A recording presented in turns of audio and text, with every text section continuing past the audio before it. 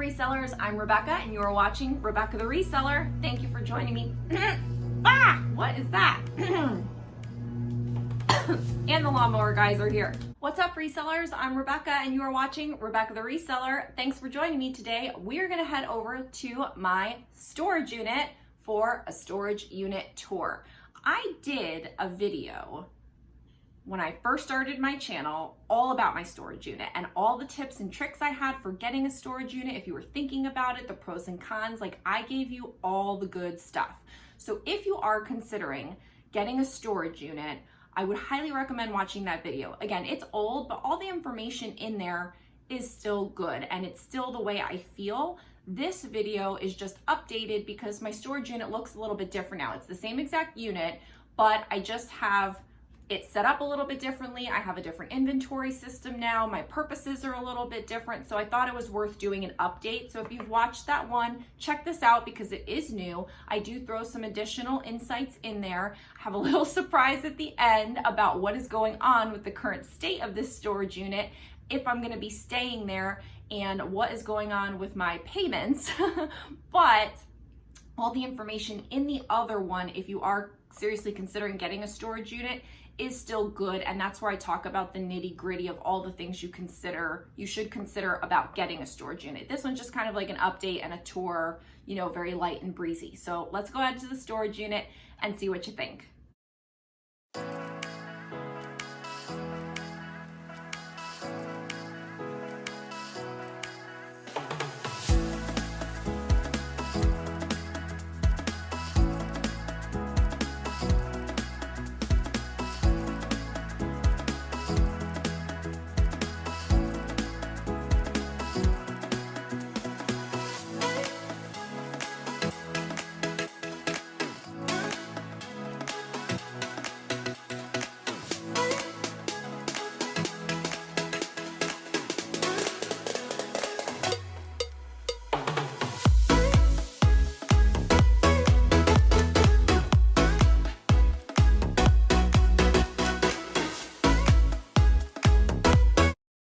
Okay, so I'm here at the storage unit. I just pulled the items that I needed for today, which wasn't that many, which was fine. I actually didn't have a lot of sales yesterday, but I do want to take you on a little tour of the storage unit. A lot of things have changed since the last time I did a storage unit tour, so I'm here to show you what is up. All right, guys, here we are at the storage unit. A lot has changed since the last time I did a storage unit tour. So as you can see, I pulled out this little number right here, found this by the side of the road. It's just a great little rolly movable shelf. Obviously it was like a laundry thing, but I just kind of hook up whatever bag I'm using, whether it's an IKEA bag or a tote bag, so I can pull out the bin or the bag that I need, put it on this flat area, pull out the item and throw it in the bag, and then I just take that bag home with me to do my shipping. This is my chair, so when I'm here to do inventory or when Gio's here or when I'm working on any projects where I need to sit, I do have my rolly chair here, and so that is always good to have. This area and decorations, as you can see, brought to you by Giovanni doing all his scribbles and giving me plenty of things to decorate the storage unit with. But this is all my supplies. Now, for a time, there was like a special drawer where I had all the supplies that my photographer would use because she would come and go from the storage unit. Now everything is really just for me since I've parted ways with her. So it's kind of a mess and not like super organized like it used to be. I have special snacks that I keep just for the storage unit. So when Gio is here with me, he can only get graham crackers here at the storage unit and he likes them. So he knows that when he goes to the storage unit, he can always get a graham cracker, and that kind of eases things. Random tape at the top. Obviously now my mask, some inventory numbers. I've got all of my supplies in here, from bags and cards, which I don't really use anymore, to these extra plastic sleeves that I don't really use anymore, but I found a purpose to reuse them. So I'll show you what that's all about. Some bags for my jewelry items. I've got just a random kind of supply. Like when I have purses, sometimes I put them in these Amazon gift bags that we get. Like when Gio gets a gift, I save it and I put like a purse or something in there so it looks nice. These are just additional mailing supplies. And then these are all my bags. I save all the bags all the time, all the bags. Obviously, I haven't gone to Goodwill in a while, so my supply of Goodwill bags is running low. I know that people don't always like that I use bags, but I reuse them, and there's lots of reasons to reuse them, especially when I donate items back to Goodwill. Obviously, I don't want to be putting it in my bag, so I keep the bag so that when I have things to redonate, I can just give them back their bag. Then I have my garbage can here, and I just kind of pack it in, pack it out. That's another reason why those bags are here, because I can just kind of dump the garbage out, sort out the recycle, and go ahead and take that home with me. There really isn't anywhere to kind of put it here, so we don't worry about that. So over time, I have gathered all the racks. So here we have 3 on this side, 3 in the middle, and 3 going back. I will tell you right now, you need to get the Home Depot racks, shelves. This one is from Lowe's, and it's the second one that I have. The first one I returned because it collapsed several times. And here, see how it's like bent and buckled? It's probably about to collapse at some point too. So don't get the Lowe's ones, get the Home Depot ones if you are in the need for shelving. And I'm just going to kind of go through. So it looks a little random right now. I'm in between a couple of number sets right now. I have switched to a number system. Again, stay tuned for an entire video just on the inventory system. That's not what we're going to do here. But because I'm in the middle of it, I'm like going to start the new numbering here from 0. It's going to start at the top and go down and then continue forward. So we've got the new early numbers over here. Then we've got like 1,000. Most of the thousands are gone. Now we go into the 2,000s. And again, it's 5 high, 2 bags per shelf. And then this is where we get into, those are the 3s, 4s, and into 5s. Now I do have numbers 5,000 to 6,000, but I wanted to start with the lower numbers and then get back into the higher numbers. These are all empty IKEA bags, because now I'm not like going to the bins, having bags sit with things, not giving things to the photographer, not taking things to Style Encore. So I just have a lot of empty IKEA bags right now. Normally those are pretty well all in use. Over here is a rack that I just can't get rid of. Eventually I probably will sell it. I don't really have a need for it. It's just kind of here because I found it by the side of the road, and who doesn't want a good rack? So if you're in Orlando and you need a rack, let me know. We'll make a deal. But on it, I just keep some extra hangers that are not the hangers that I use to do my photography. So they're just like when I get a big supply of clothing and I need to hang it so it doesn't get wrinkled, I can hang it on these ugly hangers and then transfer it to the nice ones for photos, which are at home. I also have a number of items that my dry cleaner gave to me for free. I have my step stool back there. I just haven't gotten to them because most of them are men's and I don't even know that I want to deal with them. The back shelf right now is actually pretty empty and just has some like big bulky supplies like large mailing boxes, large flat mailing boxes, my extra set of lights, and an extra shelf, and some of the things that my photographer had. Because again, I'm not working with her right now, but that doesn't mean that I'm not going to work with a photographer in the future. So I don't want to get rid of those supplies. I want to keep them and not necessarily sell them off. But if for some reason I do decide that a photographer is no longer in my future for good, I may do, you know, just open it up and do a giveaway or sell it or something like that locally. We'll see. This is kind of like a two-fer shelf. I've got extra resealable bags up there that were shipped to me. I've got extra labels. I've got all the bags that I use that are already pre-numbered. So like these are all ready to go. There's nothing in them. They're just ready to be used and have items put in there. And then here are just like some other random supplies down at the bottom. Extra Tyvek, extra eBay poly mailers. These are my box signs that I have multiple quantities of. These are my non-clothing items. As you can see, I don't really do a lot of non-clothing items. I have like some purses, some shoes. There used to be more. I sold a lot of it and I haven't really been replenishing it. So it's just kind of down to one small box. And that's if it doesn't fit in one of my normal resealable bags. So like if it should happen to fit in one of these, like if a pair of shoes actually fit in one of my resealable bags or a purse, I would put it in here and give it a number and actually put it in normal inventory. But if it doesn't fit, then it goes over here. Moving out, this entire rack here is all boutique multiple quantity items. Now it used to take up about 2 racks. Now it's down to 1 rack, and primarily, well, I guess all of it actually is swim related. So one of the categories that I sell boutique in is swim. I do enjoy that, and it has done well for me. I don't know if I'll continue to go forward with it past what I ordered. I mean, this is thousands of dollars worth that I ordered probably about 2 years ago now, and I've been selling through it, and some have sold out and I did not replenish, and some have sold out and I have replenished and restocked. And so I just have to kind of decide what I want to do. But that whole rack right there is swim. And I'll show you. This was when I do my boutique video, which is coming, I'll kind of talk about keeping an inventory and a quantity, but this is how I keep track of it here. So I'll have more information on that in the future.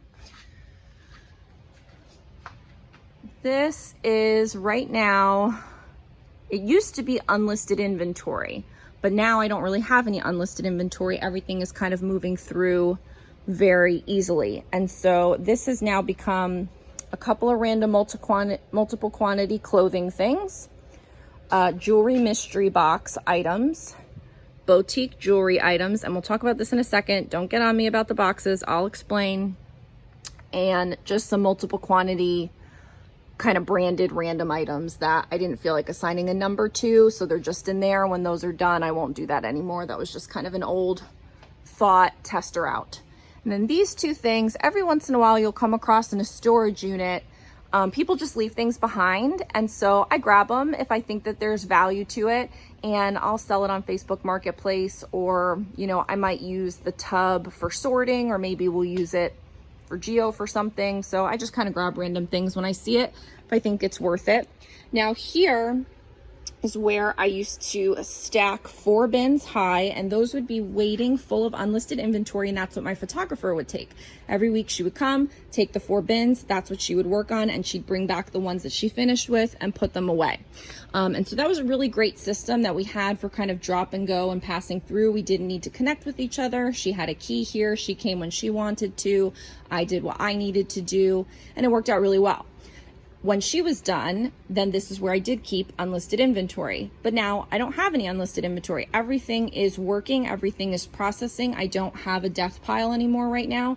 That's not to say that I won't have one in the future or that I'm anti-death pile, because if you know, my historical track record has been that I love death piles, and actually I never really called them that. I just called them unlisted inventory because that's what it was. So maybe we'll talk about that more in the future, but that's what that area, the purpose of that area was. Let's go back to this before everybody gets on my case about using postal boxes for storage. So calm down, calm down. I used to do reseller inventory boxes, and I would fulfill them if someone ordered one. I'm not like super crazy about it right now just because I'm exploring all of these other avenues. Perhaps I'll return to it in the future. But when I did that, I ordered a lot of boxes. And I don't really have a need for them otherwise unless someone orders a very large bundle. And so I don't want them to go to waste. So they are stacked up back there. But I needed to store my boutique jewelry items, and I'm not sure if I want to do a number system, if I want to do a bin system or some other type of system. I'm still working through and kind of figuring out and experimenting. So I thought in the meantime, since I have these boxes, I will go ahead and use them for this purpose. And then when I need it, or once I've decided what I'm going to do with it, I will send these boxes out for orders. So they're not going to go to waste. They're not going to stay this way. I know that it is not okay to be using boxes for this purpose. That's not what I'm doing. This is temporary, and what I'll do is, all I did was just put this label on here for right now, but that's where I'll put the mailing label, and so that will get covered, and so they're in great perfect shape and there's nothing wrong with them, and they will be able to get mailed out to customers with orders for their intended purpose very soon. I just don't need them all that often, so they're just kind of here in a holding pattern, and instead of being on my shelf over there. They're serving a purpose over here for right now. So nobody get crazy about that. So that's not it, but that's the general, again, overview of the unit. For the most part, I try to keep it pretty organized. For the most part, this is really the only area that gets unorganized, because usually I'm just coming and going so fast that I just kind of throw things in drawers, but there's not really a lot there. Like most things I'm not getting on a daily basis. Most of it is just long, like I'm not using, like I still have more to use, but I got these when I could. It's always good to have them. You know, like this stuff is not, there's no issue with it on a daily basis. It's mostly just long-term hanging out. I will say, as far as like just dealing with the storage unit, I do have that other video on, you know, what to consider when getting a storage unit, all the things that I considered when I got this storage unit, what I keep here. So I would definitely, if you're thinking about getting a storage unit, I would check that other video out for sure, because there's lots of other tips in there that I'm not covering right now.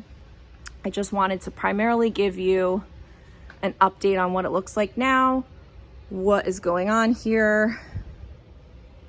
And as you can see, it's pretty functional.